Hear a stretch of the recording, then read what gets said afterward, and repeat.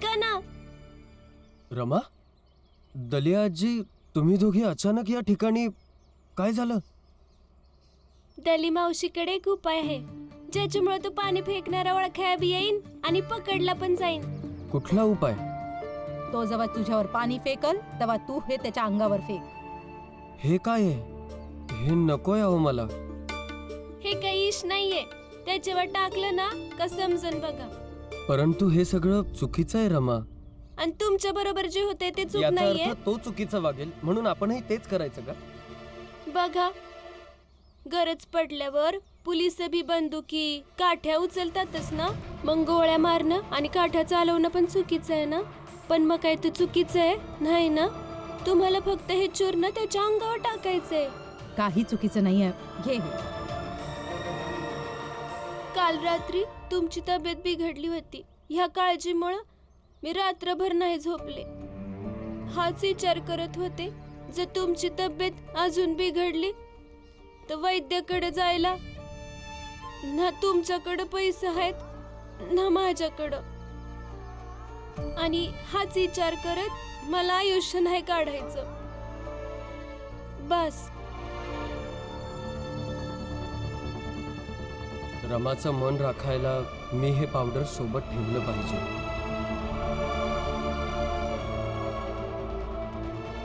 निघते मी. चल रमा.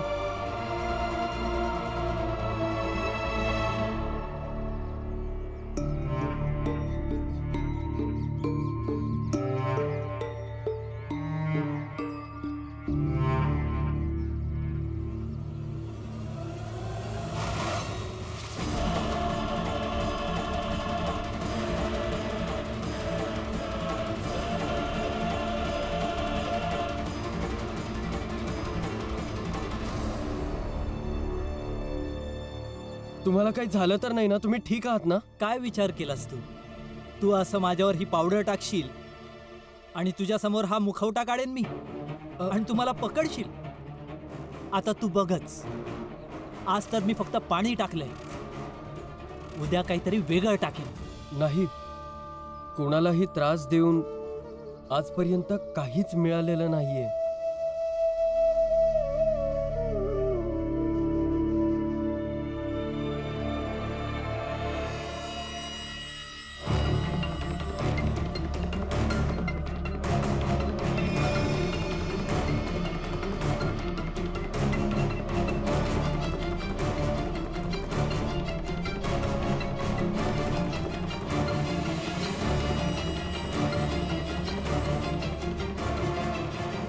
भीमराव,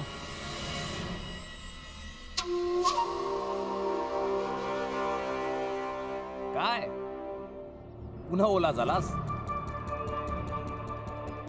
जा जा, प्रिन्सिपल सरांच्या ऑफिस मध्ये नाम जोशी गुरुजी आहेत, जा त्यांच्याकडून त्यांचं उपकरण घेऊन परिधान कर. अरे पण असं होऊ शकतं की नाम जोशी सरांनी आपलं उपकरण आणलं नसेल. आता छोट्या जातीच्या मुलाला शिष्य बनवतील तर गुरुजींचे कपडे उतरतीलच ना. नाही, आज त्याची आवश्यकता भासणार नाही. मी एक वेगळं शर्ट घेऊन आलोय. किती मूर्ख माणूस आहेस ना तू. आपल्या शत्रूपासून सुरक्षेसाठी जी योजना तू बनवली होतीस स्वतःच सांगितलीस. ठीक आहे, उद्यापासून या अतिरिक्त शर्ट साठी सुद्धा योजना बनवली जाईल. नरोत्तम भाऊ, काय झालं? काही नाही, अचानक खाज यायला लागली अंगाला. दली मावशीकडे एक उपाय आहे ज्याच्यामुळे तो पाणी फेकणारा ओळखाया बी येईन आणि पकडला पण जाईन. तो जेव्हा तुझ्यावर पाणी फेकल तेव्हा तू हे त्याच्या अंगावर फेक.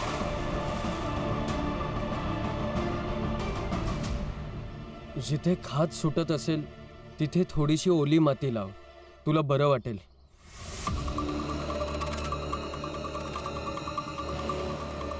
तू त्या पावडर मध्ये काय मिसळलं होतस आणि तुझी हिंमत कशी झाली माझ्यावर पावडर टाकायची? पहिल्यांदा तू मला हे सांग, 2 दिवसापासून तू पाणी का फेकतोयस? काय झालं भीमराव? गुरुजी, हा तोच आहे जो गेल्या 2 दिवसापासून माझ्यावर पाणी फेकतोय.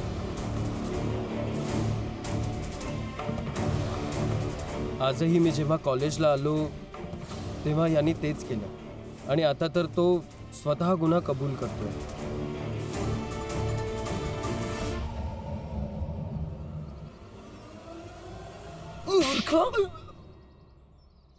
का फेकलंस पाणी तू? नरोत्तम जोशी, स्वतःला इतका हुशार समजू नकोस. आम्हाला सगळं कळतंय की पाणी फेकणाऱ्याच्या मागे कुणाचा हात आहे. काय पुरावा आहे तुमच्याकडे? बिना पुराव्याचे तुम्ही ह्याला फाशीवर चढवणार का? ठीक आहे की ज्याला पकडले त्याच्या आई वडिलांना बोलून घेऊ आणि कॉलेजमधून काढण्याची नोटीस सुद्धा देऊ. हो गुरुजी, मीच हे सगळं केलं. पण नरोत्तम जोशी, आता स्वतः फसलास तर मला पण फसवतोयस. नरोत्तम जोशी,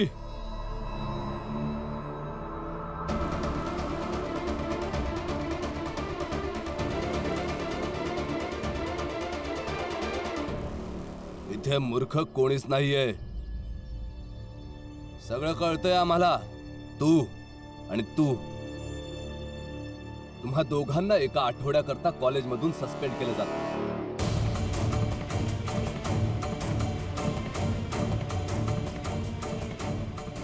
आता फक्त एका आठवड्याकरता करतोय. जर पुन्हा असा दुर्व्यवहार केलात तर या कॉलेजमध्ये काय, कोणत्याच कॉलेजमध्ये शिकण्यास पात्र नसाल. परंतु सर, हे तर निवड. किंतु परंतु काही नाही. रूल सगळ्यांसाठी समान आहे. आउट. आणि बाकीचे सगळे आपापल्या वर्गात जाऊन बसा.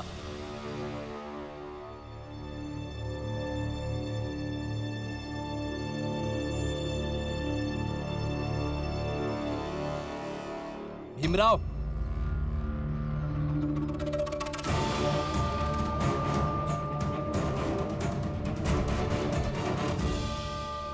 आतापर्यंत तर सगळं सहज चाललं, पण आता तू जे मला हे शत्रुत्वाचं निमंत्रण दिलं आहेस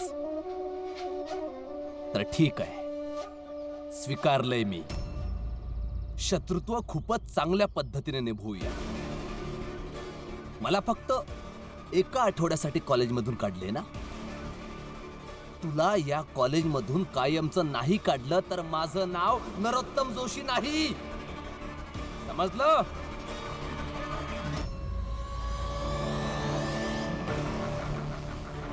चल देवेन.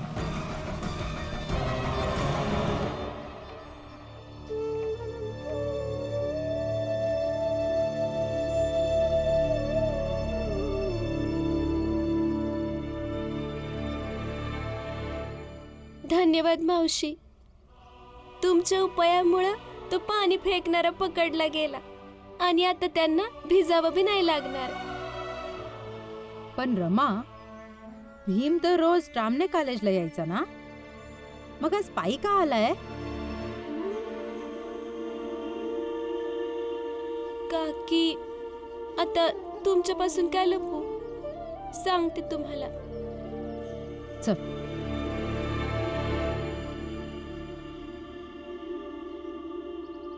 रमा, तुझ्यासारखी जोडीदार मला आयुष्यात भेटूच शकत नाही. कधी कधी तर तू मला माझ्या आईसारखीच वाटतेस.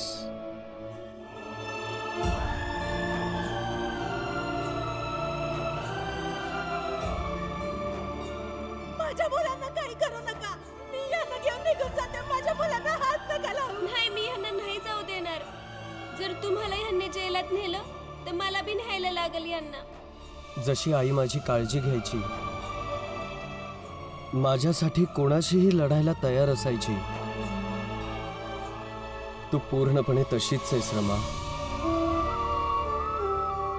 परंतु आज तू जे केलंस तो मार्ग चुकीचा होता.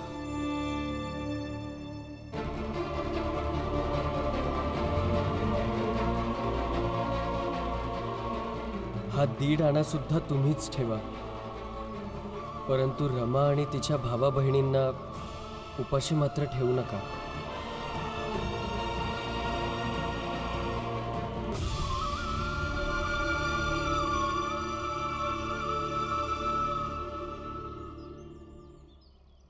अगं आई, तेव्हा समजवलं होतं, तेव्हा समजली नव्हतीस.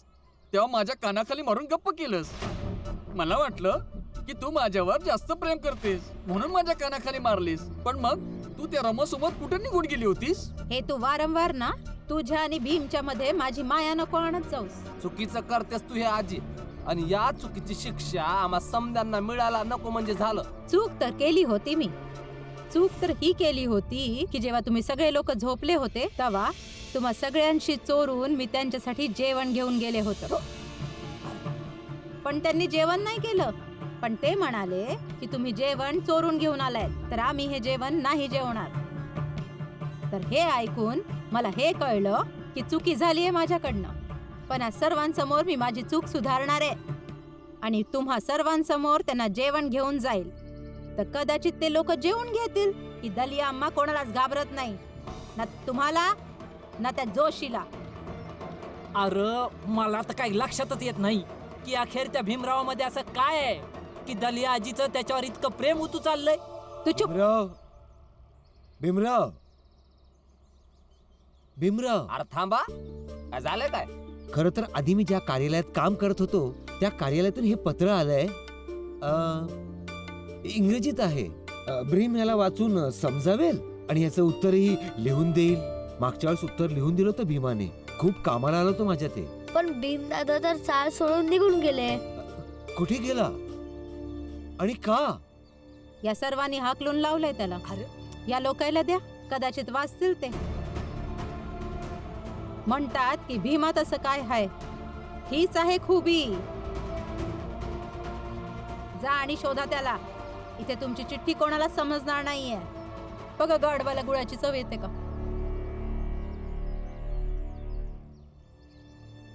काका, तुम्ही भीम दादाचा कालीज संपल्यावर या, मी तुम्हाला त्याच्याकडे घेऊन जाईल. ठीक आहे बाळा.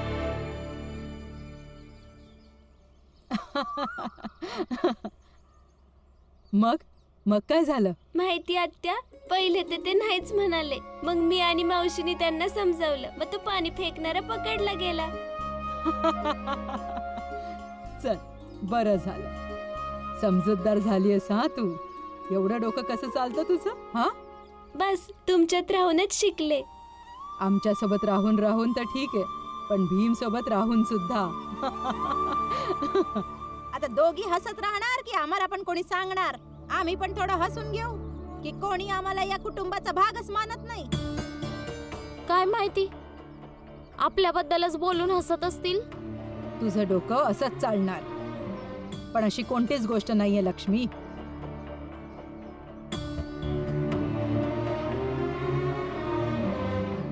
आई, ताई, ते कॉलेजात गेलते ना, तेच सांगत होते. थांब. भीम बद्दल सांगत असेल तर नको सांगू मला. नाही ऐकायचंय आम्हाला. जा.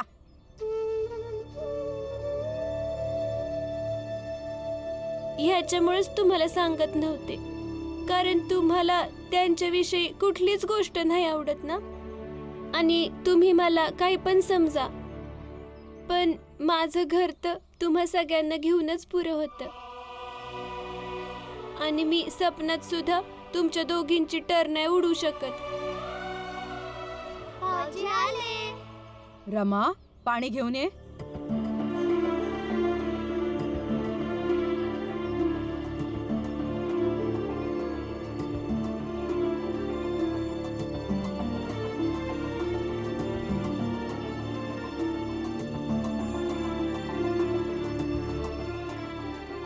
तुझ्याशी काहीतरी बोलायचंय.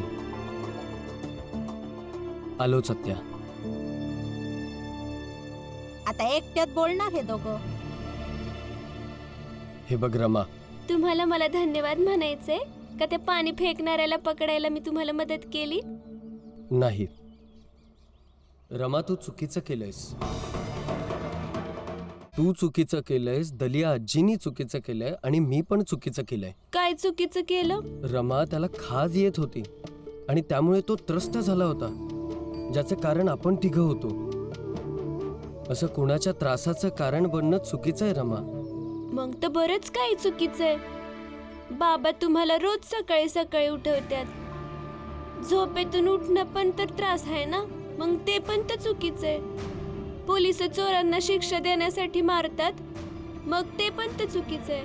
आणि ज्या सूर्याबद्दल तुम्ही बोलत असता की तो सगळ्यांचा आहे, त्याच्या बी उष्णतेचा लोकांना त्रास होतो ना, मग तो पण चुकीचा आहे. हे बघ रमा, तू गोष्ट समजून घेत नाहीयेस. हे बघा, चुकीची शिक्षा आता मिळालीच पाहिजे आणि शिक्षा झाल्याशिवाय कुठलीच चूक सुधारू नाही शकत. हे मला माहितीये, बाकी मला नाही माहित. तर तू हे मानतीयेस की प्रत्येक चुकीसाठी शिक्षा करणं योग्य आहे? हां, जशी चूक तशी शिक्षा. चला सर्वजण सामान बांधा. कुठे जायचंय? मी घर शोधलंय. इथून फार दूर नाहीये. मी पगडी पण देऊन आलो. जिजाबाई, लक्ष्मी, चला सामान बांधा.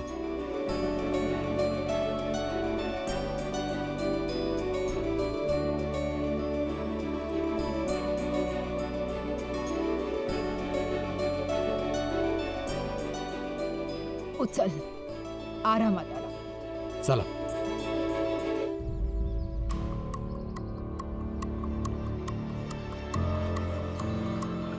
अरे इथेच होते सगळे लोक, माहित नाही कुठे गेले.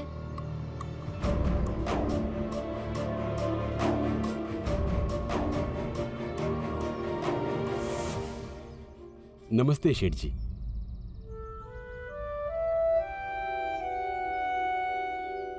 भाडं वेळेवर द्यावं लागेल. 1.5 रुपयापेक्षा 1 पैसा कमी कोणत्याही महिन्यात मी घेणार नाही. हो, आम्ही तुमचं भाडं वेळेवर देऊ. तुम्ही काळजी करू नका. चला, सामान घेऊन आत चला. 5 रुपये.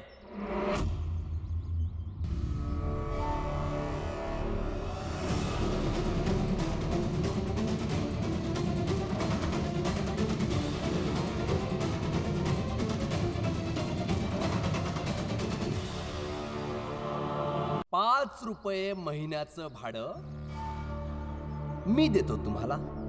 5 रुपये? हे घर मला देऊन टाका.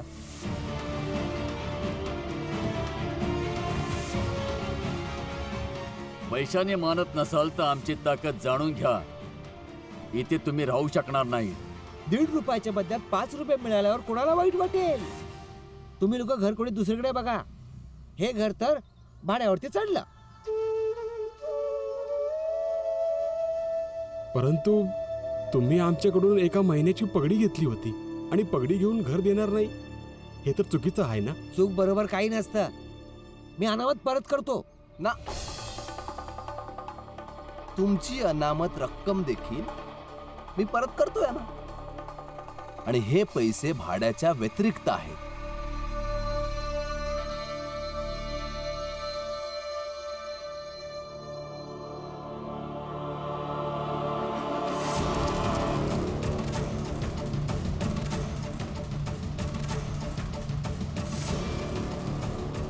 मोजून घ्या आणि जर अधिक असतील तर चहा पिऊन घ्या माझ्याकडून.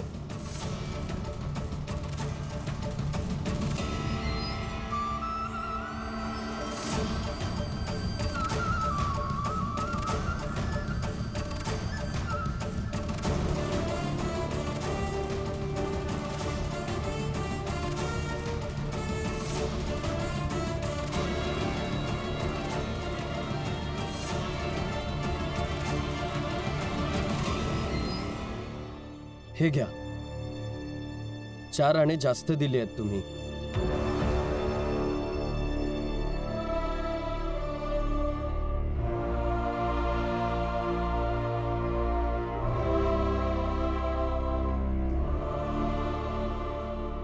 आणि हो, तुम्ही बरोबर बोलला होतात.